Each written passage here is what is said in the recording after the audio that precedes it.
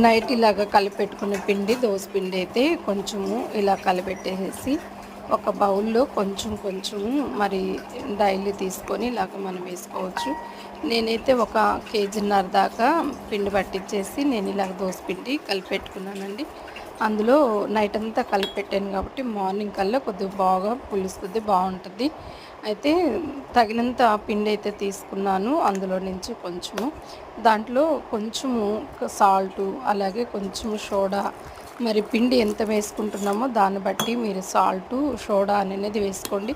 ఎక్కువగా కూడా సోడా వేసుకోకూడదు. ఇలాగ కొంచెం వాటర్ పోసుకొని మరి ఎక్కువ లూజ్గా కాకుండా అలానే మరి ఎక్కువగా గట్టిగా కాకుండా ఇలాగా మనకి వచ్చేటట్టుగా మనం కలుపుకోవాలండి. వాటర్ పోసేసుకొని ఆ కన్స్ట్రక్షన్లో చూడండి. ఇప్పుడు పెనం పెట్టేసేసి కొద్దిగా వేడైన తర్వాత ఇలా దోసపిండి ఒక గంట తీసుకొని అలా పోస్తే మనకి ఎక్కువ లావు కాకుండా ఎక్కువ పలుసగా కాకుండా హోటల్ స్టైల్లో మనకైతే దోశ అయితే అలా వస్తుందండి. చూడండి ఎంత బాగా వస్తుందో. పిండి ఎలా కలపాలో కూడా నేను నెక్స్ట్ వీడియోలో లాంగ్ వీడియోలో అయితే అప్లోడ్ చేస్తాను. ఇలాగ దోశలన్నీ మనకి ఎన్ని దోశలు కావాలో అన్ని దోశలు వేసేసుకొని ఒక ప్లేట్లో తీసేసుకోవచ్చండి. ఇక్కడైతే నేనైతే చక్కగా హోటల్ స్టైల్లో నేనైతే దోశ పోసానండి. అలాగే నేను ఒక ఎగ్గు దోశ కూడా అయితే నేను ఇక్కడ పోస్తున్నాను.